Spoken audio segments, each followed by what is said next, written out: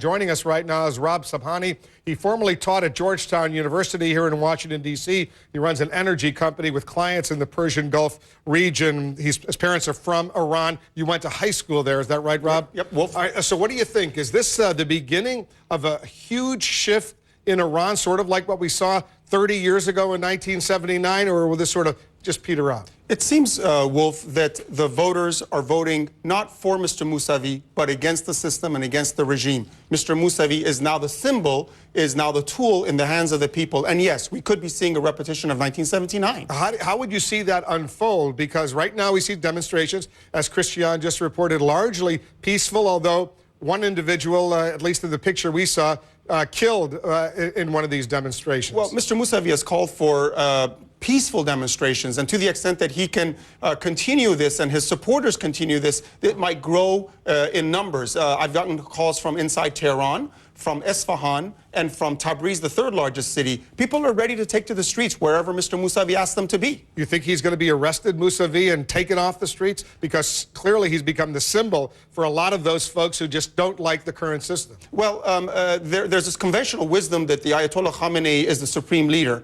Actually, that's 50% correct. I think what we're seeing is the ascendancy of Ahmadinejad and the military security forces. And with that in mind, it's going to be very difficult for Mr. Moussavi to sustain it without international support. What's the relationship between the supreme leader and Ahmadinejad? We know it's pretty good, but we suspect the relationship with Moussavi is not good. They were rivals going back a few decades ago. Mr. Ahmadinejad has staked his claim as the one who's going to expose corruption. There is corruption throughout the system, and I think that's his blackmail. That's his card. He's telling everyone, if you challenge me, I will let everyone know that you're corrupt, and I will expose all this. And that's his trump card right now. He's using that. Ahmadinejad. Absolutely. But he's got the support of the supreme leader. Absolutely. And he has the support of the supreme. But more important than the supreme leader, he has the support, as Christian just said, of the Basij, the vigilantes, the security forces. Those are the guys riding around on the motorcycles with the batons. And they are very adept. Every intersection has an assigned group of Basij. You cannot gather in that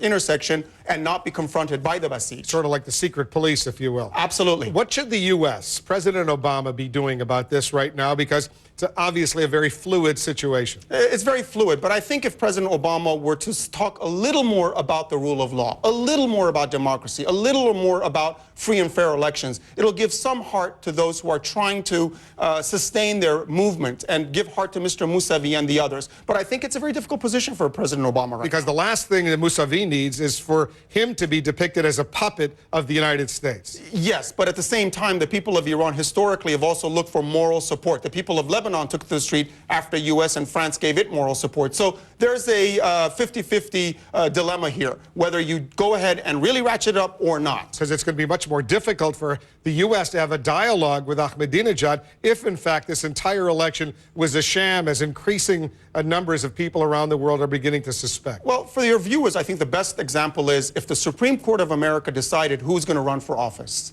And that's exactly what happened in Iran. The Council of Guardians decided that Mr. Moussavi, Karoubi, Rezai, and Ahmadinejad were going to run. So in essence, it is not democratic, but the process ends up being democratic. And that's the dilemma of the United States right now. Rob Sobhani, thanks for coming in. Thanks a lot. We'll be watching this story. Let's bring back Jack Cafferty right now. He has the Cafferty file.